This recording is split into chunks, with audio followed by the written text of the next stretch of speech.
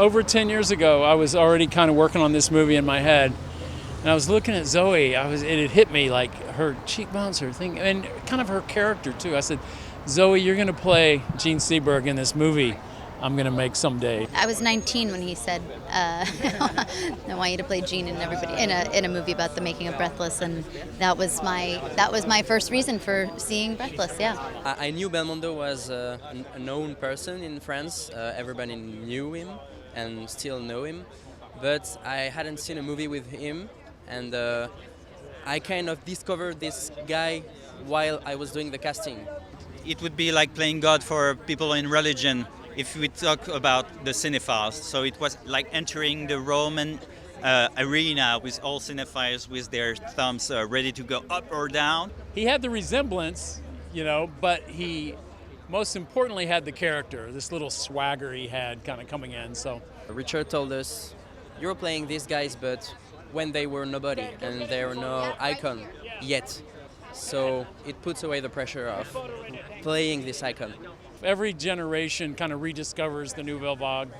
I think it's just a symbol of freedom and personal expression in movies, kind of the archetype of the independent film, maybe. So, what's not to love? It's continually inspiring.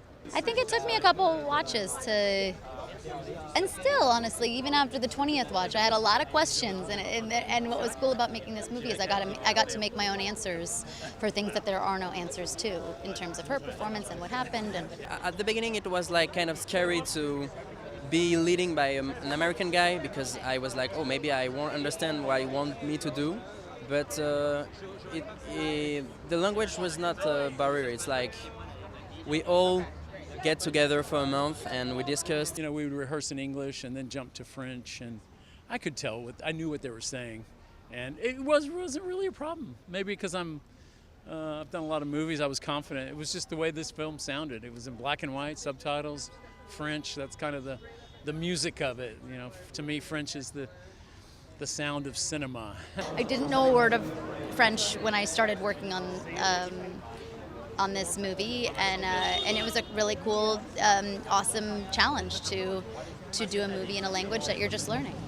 I used to be a film student, and I went to the US in New York to make a short film. So we were French people making an American movie there, and now I'm back with a French movie made with an American. So it feels like there's a buckle that is going on. This is my first movie. We went to Cannes. I was like, okay, wow, that's amazing. And then we were to New York. That was another step. And then here in Hollywood, it's just crazy. I don't think I believe it. Like, I will believe it when I go back to France, I think. Moteur, Raoul. Moteur, Raoul. Moteur, Raoul. Moteur, Raoul. Moteur. En 2 semaines, on a eu 8 demi-journées de travail. D'ailleurs, je pourrais très bien vous laisser tomber, vous et votre film. Faut commencer à comprendre. À demain. Richard Linklater's stunning love letter to one of the greatest films ever made, Breathless, is entirely singular to Rick's talent. Each use of Godard's iconic technique is a beautiful homage served with a wink and with some love from Rick. I've done 2 films in Paris. I did one in 2003, and I remember walking down the streets, sometimes just walking to the set. And I'm walking the streets of some of my heroes. They made films here, and I would have never thought back then that all these years later I'd be back there making a film about those heroes. So it was just a magical experience to, I never met any of them in person, and they're all gone now.